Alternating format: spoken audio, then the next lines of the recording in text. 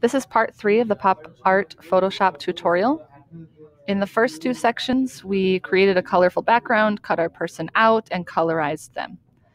In this step, we're going to create the duplicates, where we're going to have multiple versions of our pop art image. So to begin, first make sure that you're happy with your colors, because after this step, you're going to be stuck with them. You're going to click right here on these 3 little lines and flatten your image. It's going to ask if you want to discard hidden layers, say yes. And then we're going to crop. I'm going to crop to 6 inches width, 4 inches height, and a resolution of 300. The reason is it will fit my whole picture. So you'll see this if I drag a box over, it fits everything. And the other reason is it's nice, easy numbers for us to do math so that we can add up how big should our next document be. So I'm going to click and draw a box around and just hit enter. And then I'm going to think about how many versions of this girl that I want. Do I want to do a 2x2 pop art grid, or do I want to do something more? To keep it simple for the video, we're just going to do 2x2.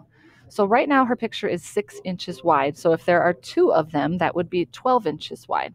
So we're going to go to File, New, and we're going to make a new document that is, in my case, 12 inches wide. Now we said that the height of this image was 4, and if we're going to have 2 of them, 2 times 4 would be 8 inches high. So you're going to do that math for however many replications you want. We want our resolution to be 300 to match the one that we did previously, and we don't want our color mode to be grayscale. We want it to be RGB color. Say OK. Now you're going to use the Move tool and drag your pop art image into your new document called Untitled 1 and place it right in the corner.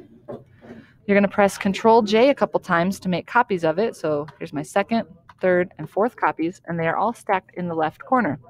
So now I can move them around and arrange them, each time clicking on the layer. So now I'm on layer 1, copy 2. We'll put that one over here. Just make sure you line them up nicely and they snap into place.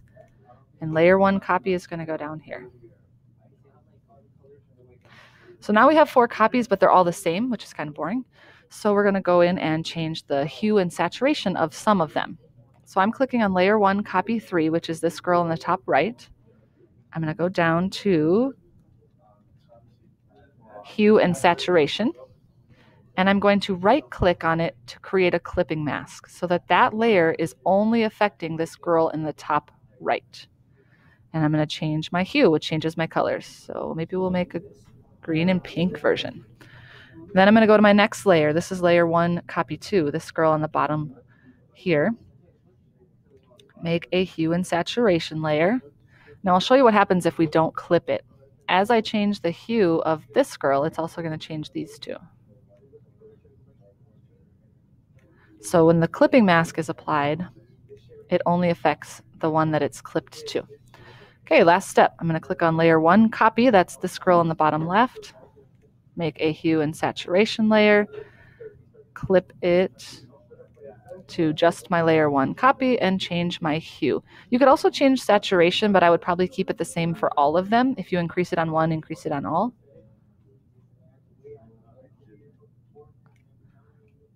And there is a 4x4 version of your pop art.